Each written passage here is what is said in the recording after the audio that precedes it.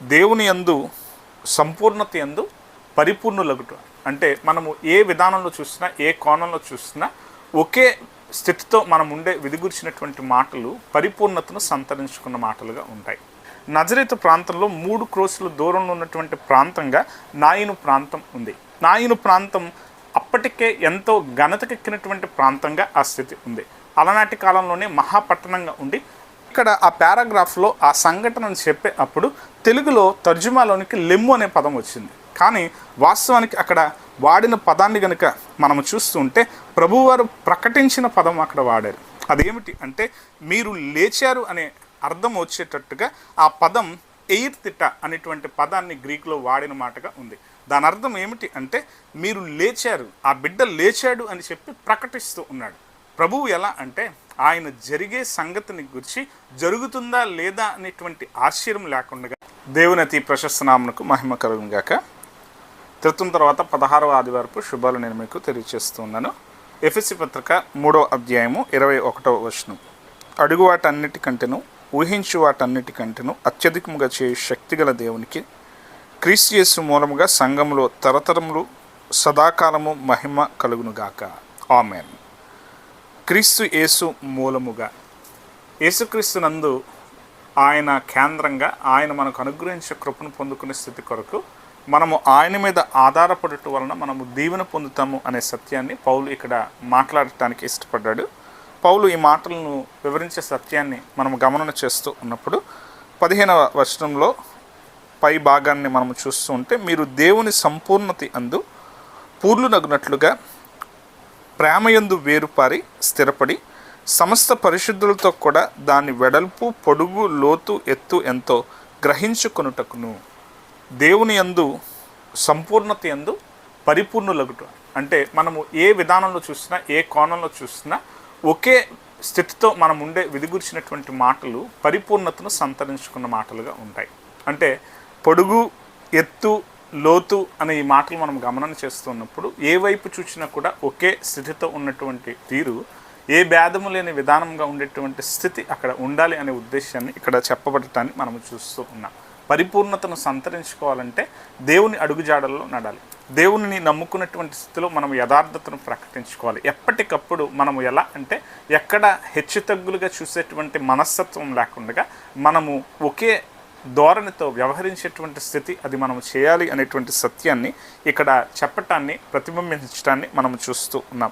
దేవుడు ప్రేమను చూపించే విధానంలో ప్రేమ కనికరం అనేటువంటి కోణాన్ని కూడా ఇక్కడ మనం గమనం చేసినప్పుడు దేవుడు కనికరాన్ని చూపించే విధానం గురించిన ఆలోచన ఆయన గమనం చేసే స్థితిగా మనకు ఇచ్చే కృప ఎలాంటిది అంటే లూకా సువార్త 7వ అధ్యాయంలో మనము నేటి లేఖన భాగాన్ని గమనం చేస్తూ ఉన్నప్పుడు నాయీను ఊరిలో ఒక విధవరాలి కుమారుని గురించినటువంటి సత్యాన్ని మనం గమనిస్తూ ఉంటాం. అక్కడ ప్రభువారు కనికరపడి ఆయన జరిగించినటువంటి కార్యముగా ఆయన కృప ఏమిటో అక్కడ మనము చూడగలుగుతూ ఉంటాం. ఆయన చేసినటువంటి ఈ కార్యాన్ని మనం చూస్తూ ఉంటే వాస్తవానికి నాయీను అనే గ్రామం అది ఎక్కడి నుండి అంటే నజరేతు ప్రాంతంలో 3 క్రోసుల దూరంలో ఉన్నటువంటి ప్రాంతంగా నాయీను ప్రాంతం ఉంది. నాయీను ప్రాంతం అప్పటికే ఎంతో ఘనతకెక్కినటువంటి ప్రాంతంగా ఆ స్థితి ఉంది. అలనాటి కాలంలోనే మహాపట్టణంగా ఉండి దానికి కూర్చున్నటువంటి స్థితి ఇప్పటికీ కూడా దానికి ఉన్న ఘనత ఎలా చెప్పబడుతుందంటే కట్టడాలు అవి ఎలా అయితే లభ్యమైనటువంటి తీరులో గోరీలు అవి చూడబడినప్పుడు ఏదైతే సమాధులను చూస్తామో ఆ సమాధులు ఘనతకెక్కిన వారు వాటిని నిర్మించుకున్నటువంటి తీరులో ఉన్నటువంటి ఘనతను బట్టి ఆ ఊరిలో ఉన్నటువంటి ఘనతను గురించిన విషయాలు ప్రతిబింబించేటట్టు ఆ శకలాలు కూడా లభ్యం కావటాన్ని బట్టి అలనాటి కాలంలోనే అంత ఉన్నతంగా ఆ ఊరు ఉంది అనేటువంటి స్థితి అది మనం చెప్పడానికి అది ఒక రుజువుగా మనం చూస్తూ ఉంటాం. అలాంటి ఆ ప్రాంతంలో యేసుక్రీస్తు ప్రభువారు జరిగించిన ఒక కార్యం ఏమిటి అంటే ఒక విధవరాలి పట్ల కనికరాన్ని చూపించి తనను బ్రతికించినటువంటి సత్యం అక్కడ ఆయన చేశాడు. ఆ ఊరు ఆ ప్రాంతానికి వెళుతున్నటువంటి ఆ బాటలో ప్రభువారు ఈ కార్యాన్ని చేసింది ఎలా అని ఆలోచన చేస్తూ ఉంటే శిష్యులు కూడా ఉన్నారు, ప్రజలు అంతా కూడా ఉన్నారు. ప్రజలందరితో శిష్యులందరితో అందున ఆ విధవరాలు ఏడుస్తూ తన కుమారుని కోల్పోయిన బాధలో వేదనలో ఉన్నటువంటి సందర్భాన్ని నుండి ఆమెకు ఒక ఆశ్చర్యాన్ని కలిగించే తీరున, ఆమెకు ఆనందాన్ని కలిగించేటువంటి తీరున, రోదన నుండి సంతోషాన్ని కలిగించేటువంటి తీరున ప్రభువు ఈ కార్యాన్ని చేశాడు. ఆయన చేసిన కార్యం గనుక మనం గమనం చేస్తూ ఉన్నప్పుడు లూకాసు వార్త 7వ అధ్యాయం 14వ వచనం చూస్తూ ఉంటే, ఆయన చిన్నవాడ లిమ్మని నీతో చెప్పుచున్నాననగా ఆ చనిపోయిన వాడు లేచి కూర్చుండి మాట్లాడసాగిను, ఆయన అతని తల్లికి అప్పగించెను. ఈ మాట మనము గమనం చేస్తూ ఉంటే ఆ తల్లికి ఆ కుమారుని అప్పగించే తీరులో ఆమె స్థితి ఎలాంటిది అంటే బహు దయనీయమైనటువంటి స్థితి వెళ్ళిన విధానం. ఎందుకోసమని ఆలోచన చేస్తున్నప్పుడు విధవరాలికి ఉన్నటువంటి ఒక్కగానొక్క బిడ్డ, ఆ బిడ్డను గుర్చినటువంటి మనస్థితి ఎలా అంటే తనకున్న బాధ కానీ సమాజం నుండి తనకు ఎదురవుతున్నటువంటి స్థితులు కానీ, ఆ బిడ్డ మరణించిన సందర్భంలో పాడితో పాటు భూస్థాపిత కార్యక్రమానికి వెళ్ళేటువంటి స్థితిలో ఉన్నటువంటి అందరూ కానీ ఆ స్థితులు అన్నిటిలో ఆలోచన చేస్తూ ఉన్నప్పుడు ఎలాంటి బాధలున్నా, ఎలాంటి సమస్యలున్నా, ఎలాంటి కష్టంగా స్థితులున్నా, సమాజం నుండి ఎదురయ్యే పరిస్థితులు ఎలా ఉన్నా కూడా ఆ తల్లి బిడ్డను చూచి బిడ్డ కోసం బ్రతికే విధానాన్ని బట్టి బిడ్డ మీద ఆధారపడుతూ బిడ్డను గుర్చినటువంటి ప్రేమతో వాటిని మైమరిచిపోతూనే బిడ్డ కోసమే ప్రాణం పెట్టి బ్రతికే తీరు నుండి ఇప్పుడు ఆ బిడ్డను కోల్పోయినప్పుడు ప్రాణం పోయినట్టుగా తన స్థితి ఉన్న విధానంలో ఉన్న రోదన నుండి ప్రభువు ఏం చేశాడంటే తన మీద కనికరపడి, దేవుడు కనికరాన్ని చూపించాడు. ప్రేమను కనపరిచినటువంటి విధానంలో తాను ఏం చేస్తూ ఉన్నాడంటే తన బిడ్డను బ్రతికించిన వాడిగా ఉన్నాడు. ఇశ్రాయేలు ప్రజలకు దేవుడు ఖచ్చితంగా ఈ విధానాన్ని ముందు నుండి నేర్పించాడు. ఆ స్థితి ఏమిటి అంటే విధవరాల పట్ల నేను వ్యాజ్యమాడే దేవుడిగా ఉన్నాను, నేను న్యాయాన్ని జరిగించే దేవుడిగా ఉన్నాను. మీరు ఏదైనా తప్పిదం చేసే విధానంలో ఒకవేళ మీరు విధవరాల పట్ల వేరుగా ప్రవర్తించేటువంటి స్థితిలో మీరు అన్యాయం చేసేవారుగా ఉంటే మీరు శిక్షకు అర్హులవుతారు, నా కోపాన్ని మీరు చవి చూడాల్సిన పరిస్థితి వస్తుందని ఇశ్రాయేలు ప్రజలకు ముందుగానే దేవుడు ఒక పాఠాన్ని, దేవుడు ఒక నిర్దేశించినటువంటి ఆజ్ఞాస్థితుల్లో ఒక విధానాన్ని, విధిని దేవుడు నేర్పించాడు. ఆ స్థితి ఎలా అంటే ప్రజలు వారు ప్రవర్తించే ప్రవర్తనలో పరదేశుల పట్ల ఎలాంటి ప్రేమ కనపరిచే తీరులు ఉండాలో, ముఖ్యంగా తండ్రి లేని వారి పట్ల, విధవరాల పట్ల ఎంతో బాధ్యతతో, మరి ప్రత్యేకంగా వారి పట్ల మాట్లాడే మాటలో సహితం వారిని బాధించే స్థితి లేకుండా బహు జాగ్రత్తగా వ్యవహరిస్తూ మీరు మాట్లాడాలి. ఒకవేళ మీరు ఏమైనా వారిని బాధించిన స్థితి కనుక ఉంటే నా కోపం మీ మీద అది కనబడేదిగా ఉంటుంది. నిర్గమకాండం 22వ అధ్యాయం 22 నుండి 24 వరకు ఉన్నటువంటి లేఖన భాగాన్ని చూస్తూ ఉంటే, విధవరాలనైనను దిక్కులేని పిల్లలను బాధ పెట్టకూడదు, వారు నీ చేత ఏ విధముగా నేను బాధ నుండి నాకు మొర్రపెట్టిన ఎడల నేను నిశ్చయముగా వారిని మొరను విందును, నా కోపాగ్ని రవులుకొని మిమ్మును కత్తి చేత చంపించదును. దేవుడు ఎలాంటి విధానంలో ఆయన కోపాన్ని చూపుతానని చెప్తూ ఉన్నాడంటే చాలా ఖచ్చితంగా వారు గనుక నీవు చేసినటువంటి అన్యాయమైన కార్యం గురించి వారు నా దగ్గర మొరపెడితే నేను నీకు శిక్ష విధించే, నీవు ఖచ్చితంగా మరణాన్ని నొందేటట్టు, కత్తి చేత చంపబడేటట్లు నా కోపం నీ మీదకి వస్తుంది. కనుక నీవు చాలా జాగ్రత్తగా విధవరాల పట్ల ఉండాలి, ప్రేమ కనికరాన్ని చూపించే విధానంలో ఉండాలి, బాధ్యతతో మెలిగే స్థితి ఉండాలి.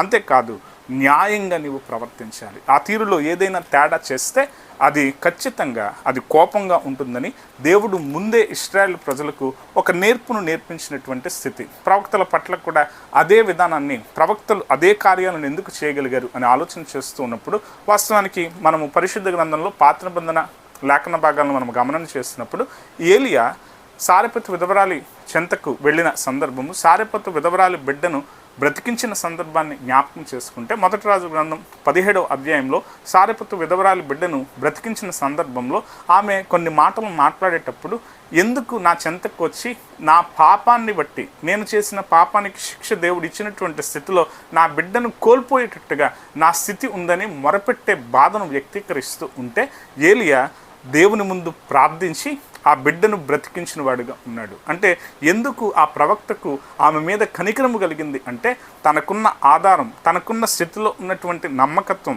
తాను దేవుని యొక్క ప్రవక్తగా ఉండి తన పట్ల చూపించినటువంటి యథార్థత, దేవుని మీద ఆనుకున్నటువంటి తీరులో తాను చూపించినటువంటి భక్తి, దానికి దేవుని ఎలా అంటే తాను వేడుకుని ఆ బిడ్డను బ్రతికించిన సత్యం ఏలియా జరిగించిన స్థితి చూస్తాం. అలాగే ఎలీషా తాను బ్రతికించినటువంటి విధానాన్ని జ్ఞాపకం చేసుకుంటూ ఉంటే, ఒక మనిషిని బ్రతికించడం అంటే అది సామాన్యమైనటువంటి విధానం కాదు. ఇంకా ఆలోచన చేస్తూ ఉంటే అది కేవలం దేవునికి తప్ప ఎవరికీ సాధ్యం కాదు. దేవుడు మాత్రమే ఎవరినైనా ఆయన సృజించే విధానంలో జీవవాయువును ఊది ఆయన మనిషిని బ్రతికించే స్థితికి ఆయనలో ఉన్నటువంటి దైవత్వ రూపకం ఏదైతే ఉందో అది దేవునికి మాత్రమే సాధ్యమయ్యేటువంటి స్థితి. అది ఎలా అంటే ఇక్కడ మనం జ్ఞాపకం చేసుకోవాలి. ఎలీషా బ్రతికించినటువంటి సందర్భాన్ని జ్ఞాపకం చేసుకున్నప్పుడు అక్కడ కూడా సారెపతు విధవరాలిగా ఉన్నటువంటి స్థితి నుండి ఏలియా తనను బ్రతికించిన విధానముగా ఆ బిడ్డను బ్రతికిస్తే, ఎలీషా గనురాలైనటువంటి షునేమీరాలైనటువంటి స్త్రీ విషయంలో ఎలీషా ఈ కార్యం చేశాడు. ఆమె ఎలా ఉంది అంటే ఆమె ఘనమైనటువంటి స్థితి నుండి దీనమైనటువంటి స్థితిలోనికి పడిపోయిన తీరులోనికి తన స్థితి వచ్చింది. ఇంకా ఆలోచన చేస్తుంటే ఈ సందర్భంలో తన భర్త ముసలివాడిగా ఉన్నాడు అనే మాట కూడా అక్కడ చెప్పబడింది. ఆ తర్వాత తాను వ్యాజ్యం తీర్చుకోవటానికి 7 ఏళ్ళు కరువు తర్వాత తాను తిరిగి వచ్చినటువంటి సందర్భంలో తానే రాజు ముందు నిలిచుని ఉంది. అంటే అప్పటికి భర్త చనిపోయాడు. అంటే ముందు జరగబోయే కార్యం ఏదైతే ఉందో అది దేవునికి తెలిసి ఆ కార్యం నుండి ఎలా అంటే ఎలీషా ఆ కనికరము కనపరిచే విధానంలో తన బిడ్డను బ్రతికించిన స్థితి ఉంది. దేవుడు ఎలాంటి విధానం అంటే జరిగించే కార్యాల్లో మనము ఊహించని కార్యాలను ఆయన మనకు చేస్తాడు.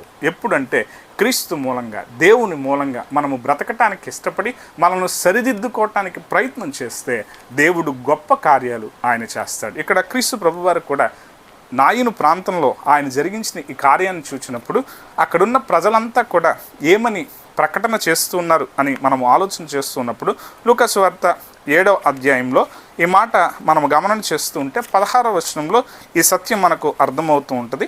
అక్కడ ఉన్నటువంటి ప్రజలంతా కూడా ఒక మాట ప్రకటన చేస్తున్నారు. ఏమని ప్రకటిస్తూ ఉన్నారంటే దేవుడు దర్శన భాగ్యాన్ని ఇచ్చాడు అనేటువంటి మాట వారు ప్రకటిస్తున్నారు. అందరూ భయాక్రాంతులై మనలో గొప్ప ప్రవక్త బయలుదేరి ఉన్నాడనియు దేవుడు తన ప్రజలకు దర్శనం అనుగ్రహించి ఉన్నాడనియు దేవుని మహిమపరచరి.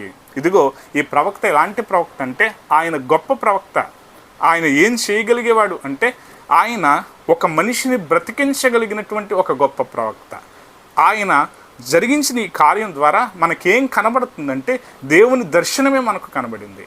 అంధకార కాలం ఏదైతే ప్రవక్త వాణి వినబడని కాలం, యేసుక్రీస్తు కాలానికి ముందట యోహాను ప్రకటించేంత వరకు కూడా ఏ మాట కూడా దేవుని నుండి వచ్చే మాట అది దేవుడు మాట్లాడక మౌనంగా ఉన్నటువంటి కాలాన్ని అనుభవించారు. ఇప్పుడు ఈ కాలం ఎలాంటిది అంటే ప్రభువులో దేవుని దర్శనాన్ని చూచే కాలంగా ఈ కాలంలో ఆ జరిగిన కార్యాన్ని బట్టి దేవుణ్ణి స్తుతించే విధానం జరుగుతుంది. ఇక్కడ మనం గమనం చేయాలి. యేసుక్రీస్తు ప్రభువారు వాస్తవానికి అక్కడ ఏమని ప్రకటించిన తీరు ఉందంటే ఆయన ఆజ్ఞబల ఆయన లూకా సువార్త 7వ అధ్యాయం 14వ వచనం చూస్తూ ఉంటే ఇక్కడ ఈ భాగాన్ని వ్రాసే అప్పుడు 14వ వచనం ఆయన చిన్నవాడ లెమ్మని నీతో చెప్పుచున్నాననగా లెమ్ము అనే మాట అక్కడ ఉపయోగించారు. కానీ వాస్తవానికి ఆ పదం వాడేటువంటి విధానం గురించినటువంటి స్థితి ఆలోచన చేసినప్పుడు ఇక్కడ ఆ పారాగ్రాఫ్లో ఆ సంఘటనను చెప్పే అప్పుడు తెలుగులో తర్జుమాలోనికి లెమ్ము అనే పదం వచ్చింది. కానీ వాస్తవానికి అక్కడ వాడిన పదాన్ని కనుక మనం చూస్తూ ఉంటే ప్రభువారు ప్రకటించిన పదం అక్కడ వాడారు. అదేమిటి అంటే మీరు లేచారు అనే అర్థం వచ్చేటట్టుగా ఆ పదం ఎయిర్తిట అనేటువంటి పదాన్ని గ్రీకులో వాడిన మాటగా ఉంది. దాని అర్థం ఏమిటి అంటే మీరు లేచారు, ఆ బిడ్డ లేచాడు అని చెప్పి ప్రకటిస్తూ ఉన్నాడు. ప్రభువు ఎలా అంటే ఆయన జరిగే సంగతిని గురించి జరుగుతుందా లేదా అనేటువంటి ఆశ్చర్యం లేకుండానే ఆయన దేవుడు గనుక ఇది జరుగుతుంది అని చెప్పి జరిగే దానిని గురించి ఆయన ప్రకటించాడు. ఈరోజు మన బ్రతుకుల్లో మనం ఆలోచన చేయాల్సిన సత్యం ఏమిటంటే పొడుగు, లోతు, ఎత్తు అనే ఈ మాటలు మనము చూస్తూ ఉంటే ఏ భాగంలో కూడా మనకు నమ్మకంలో సడలని లేదా నమ్మకంలో ఏ విధానంలో ఉన్నటువంటి తేడా లేని విధానంలో మన స్థిరత ఉంటే చెప్పే మాటలో ప్రకటనగా ఆ స్థితి ఉంటుంది. దీనిలో ఏ భేదం లేదని నమ్మి ప్రార్థించే స్థితి ఉంటుంది. ఆ స్థితి ఎప్పుడు వస్తుంది అంటే అది పూర్తిగా దేవునితో మమైకమైనప్పుడు, దేవుని అడుగుజాడల్లో నడిచినప్పుడు, దేవుని చిత్తాన్ని జరిగించే కుమారుడిగా యేసుక్రీస్తు ప్రభువారు ఉన్నందున ఆయన ఈ మాట గట్టిగా చెప్పగలుగుతున్నాడు, ఖచ్చితంగా చెప్పగలుగుతున్నాడు. ఆయన ఒక మనిషిని బ్రతికించగలిగాడు. కారణం ఏమిటంటే ఆయన దేవుడు కనుక. ఆయన నోటి మాటకు సృష్టి సహితం లోనయ్యే తీరులో ఉంది కనుక ఆయన నోటి మాట వలన సముద్రము సహితం అది ఎలా అయితే అది నిదానించినటువంటి స్థితిలోనికి అది రాగలిగే శక్తి ఆయన నోటి మాటలో ఉంది కనుక ఆయన నోటి మాటలో ఉన్నటువంటి జీవం ద్వారా ఈ బిడ్డ బ్రతికిన స్థితి ఉంది. ఆ స్థితి ఎలాంటిది అంటే ఆ విధవరాలికి ఒక భరోసా, ఆ విధవరాలికి ముందు జీవితం, ఆ విధవరాలికి ఒక భవిష్యత్తు కోణం. ఈ విధానాలన్నిటి వల్ల కూడా అది దేవుని కృపగా, కనికరముగా, ప్రేమగా నిలిచినటువంటి స్థితి ఉంది. అది ప్రజలకు ఎలా ఉంది అంటే దేవుని దర్శన భాగ్యంగా ఉంది. ఈరోజు మన జీవితాల్లో మనము దేవుని పట్ల ఎలాంటి స్థిరత కలిగి ఉన్నాం అనే ప్రశ్న మనం వేసుకోవాలి. కీర్తన గ్రంథం 68వ అధ్యాయం 5వ వచనాన్ని మనం చూస్తూ ఉంటే, తన పరిశుద్ధాలయమందుండు దేవుడు తండ్రి లేని వారికి తండ్రియు విధవరాండ్రకు న్యాయకర్త అయి ఉన్నాడు. దేవుడు ఎలాంటి వాడంటే న్యాయకర్త అయిన దేవుడు. వ్యాజ్యమాడే స్థితులలో ఆయన ఏంటి అంటే ఆయన కృప చూపించేవాడు. షినోమిరాయిలి స్థితి కనుక మనం ఆలోచన చేస్తుంటే, రాజు ముందు వ్యాజ్యానికి నిలబడే స్థితికి తాను ఉన్న సందర్భంలో, తాను కరువు కాలంలో నష్టపోయే తీరుల్లో 7 ఏళ్ళు తాను బయట పరాయి దేశంలో నివసించే స్థితికి తాను వెళ్ళింది. ఆ పరాయి దేశంలో తాను నివసించి తాను మరల తిరిగి వచ్చి రాజు ముందు మాట్లాడుతూ ఉన్నప్పుడు తనకు జరిగిన కార్యము గురించి గెహాజీ మాట్లాడుతూ ఒక సాక్ష్యాన్ని చెప్తూ ఉన్నాడు. దాని ద్వారా అక్కడ ఒక వ్యక్తిని తన కోసం నియమించి రాజు ఒక మాట పలికాడు. ఏమనే మాట అంటే, ఇదిగో ఈమె 7 ఏళ్ల కాలం నుండి కూడా ఆ భూమి మీద ఉన్న ఫలము, దాని మీద వచ్చిన సొమ్ముతో సహా తనకు ఏమిటంటే ఆ భూమిని తన చేతికి ఇవ్వాలి అనే మాట ప్రకటించాడు. అంటే కష్టకాలంలో, కరువు కాలంలో కూడా నష్టంతో ఉన్నటువంటి స్థితిలో తానుండి వాస్తవానికి తాను వచ్చి తాను అడిగింది ఏంటంటే, నా భూమి నాకు ఇప్పించండి. అంటే ఇక నుండి, ఈ ముందటి నుండి, ఈ సమయం నుండి రావాల్సిన స్థితికి తాను ఆలోచన చేస్తుంది, కానీ గడిచిన కాలంలో ఉన్నటువంటి స్థితి అది వస్తుందని ఆలోచన తనకు లేదు. కానీ దేవుడు ఏం చేశారంటే కరువు కాలంలో కాపాడాడు. కరువు కాలంలో కూడా ఉన్నటువంటి ఏదైతే నష్టాన్ని ఆయన సంపూర్తి చేస్తూ తనకు ఒక స్థితినిచ్చి, భరోసానిచ్చి తనను దేవుడు దీవించాడు. ఇది ఎలాంటిది అంటే దేవుని కనికరంగా అది కనబడే కార్యంగా చూస్తూ ఉన్నాం. మన జీవన స్థితుల్లో కూడా మనం అర్థం చేసుకోవాల్సినటువంటి విధానాలు ఇవే. ద్వితీయోపదేశకాండం 10వ అధ్యాయం 18వ వచనంలో సహితం విధవరాల పట్ల, పరదేశుల పట్ల వ్యవహరించాల్సినటువంటి స్థితిని గురించి చాలా ఖచ్చితంగా దేవుడు మాట్లాడినటువంటి మాట మనం చూస్తాం. ఆయన తల్లిదండ్రులు లేని వారికి, విధవరాలికి న్యాయము తీర్చి పరదేశి యందు దయించి అన్నవస్త్రమును అనుగ్రహించేవాడు. దేవుడు ఎలా అంట అన్నవస్త్రములను అనుగ్రహించేవాడు. మనకు ఆయన చూపించే కృప ఎలాంటిది అంటే తల్లిదండ్రులు లేని వారి పట్ల ఆయన ఎంతో కనికరాన్ని చూపిస్తూ విధవరాలికి న్యాయము తీర్చే దేవుడు. వాస్తవానికి విధవరాలంటే ఒక చులకనగా ఉండే స్థితి, కానీ న్యాయం దొరికే స్థితి తనకు దొరుకుతుందా, జరుగుతుందా అంటే ఎవరు కూడా తన పట్ల వ్యాజ్యానికి నిలబడరు కనుక, ఎవరు తనకు ఏం జరిగినా సరే మాట్లాడేవారు ఉండరు కనుక చాలా వరకు అన్యాయం వరకు జరుగుతుంది. కానీ వారికి న్యాయం చేసేవాడు ఎవరు అంటే అది దేవుడు. దేవుని మీద మనము ఆనుకునే విధానాల కొరకు మనల్ని సరిదిద్దటానికి, మనము పరిపూర్ణులము కావాలంటే, సంపూర్ణతలో పరిపూర్ణులము కావాలంటే మనము ఖచ్చితంగా మనం ఏం చేయాలంటే మనల్ని ఎప్పటికప్పుడు సరిచేసుకునే వారంగా ఉండాలి. మనము ఎప్పటికప్పుడు సరిదిద్దుకుంటూ మన బ్రతుకులను మార్చుకునేటువంటి వారంగా మనం ఉండాలి. అలా గనుక మనం ఉండగలిగితే దేవుని కృపను మనం పొందుకోగలుగుతాం, దేవుని దర్శన భాగ్యాన్ని మనం అనుభవించగలుగుతాం. ప్రభువారు అదే స్థితిని ఆయన జరిగిస్తూ ఆయన ఏం చేస్తున్నాడంటే నాయీను ఊరిలో, అంటే ఇంకా గమనం చేయాల్సినటువంటి స్థితి ఏమిటంటే ఒక పరాయి ప్రాంతంగా, ఒక వేరు ప్రాంతంలో, వేరు స్థితులకు విధవరాలు తన చోటును విడిచి, తనకున్న ఘనతను విడిచిపెట్టి, తనకున్న ఊరును విడిచిపెట్టి పరాయి దేశంలో పరాయి చోట నివసించే అప్పుడు ఎన్నో విధానాలు ఎదుర్కొనే విషయాలు ఉంటాయి, ఎన్నో ఇబ్బందులు ఎదుర్కొనే స్థితులు ఉంటాయి. కానీ దేవుడు ఏం చేస్తాడంటే వారి పట్ల జరిగించే ప్రతి సంగతుల్లో కూడా ఆయన న్యాయాన్ని తీరుస్తాడు. కనుక మన జీవితాల్లో మనము పరిపూర్ణంగా మనం ఉండాలంటే, దేవుని చిత్తాన్ని జరిగించే సంపూర్ణతలోనికి మనము నడవాలంటే మనము ఖచ్చితంగా ఇతరుల పట్ల, ముఖ్యంగా విధవరాల పట్ల మనము ప్రేమ, దయ, కనికరము కలిగినటువంటి స్థితి ఖచ్చితంగా మనం కనపరచాలి. ఆ విధానంలో మనము మార్పు చెంది దేవుని గణపరచడానికి, దేవుని ఆశీర్వచనాలు పొందుకోవటానికి, మన బ్రతుకు దిద్దుకొని మనము పరిపూర్ణతలోనికి రావడానికి దేవునికి ప్రసాదమునకు తోడే సంరక్షించి కాపాడును గాక. ఆమేన్.